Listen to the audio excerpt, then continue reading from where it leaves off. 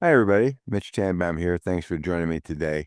Today, I'm going to talk about Plan of Action and Milestones, or POAMs, for CMMC. The POAM concept goes back, well, it goes back a long time, but in this context, it goes back to when 800.171 was first created back in 2017, and people were allowed to create basically to-do lists or backlogs, but the backlogs never had any teeth to it, and they remained as backlogs forever. So the new regulations for CMMC have really changed and sharpened that point a lot. And so I'm going to talk about that for a few minutes. I'm going to share the actual document here so you can see what we're talking about. So the rules are a little different for the different kinds of CMMC assessments, but fundamentally, it says that an organization seeking assessment can maintain a POAM for CMMC Level 2 and Level 3.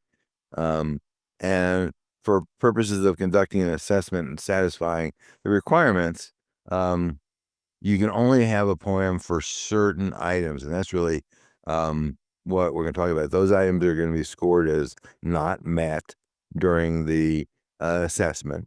And you have 180 days to complete any POAM items. So that's one thing that they cleaned up very completely, which is POAMs have an end date, and it can only be 6 months after the assessment.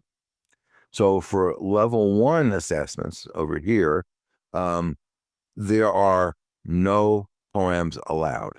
So you can see that it says here, the CMMC Level 1 self-assessment, POAM is not permitted. So for level 1, you have to have everything done. For level 2,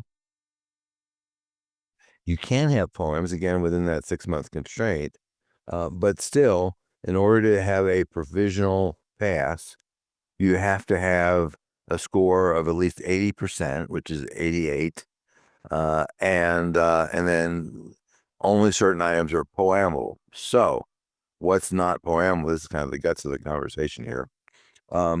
Anything that has a point value greater than 1 is not POAMable, with the exception of encryption, which, remember, that's got a 3 or a 5 value, and you can put encryption on the POAM if you have a 3, but not if you have a 0, right? If you're not encrypting CUI, then no, you can't do that. But you can have encryption on the list as long as you are encrypting, just not with a FIPS certified encryption platform. So the thing that's left that can be remaining is those which have a point value of 1, but it can't be all of the things that have a point value of 1.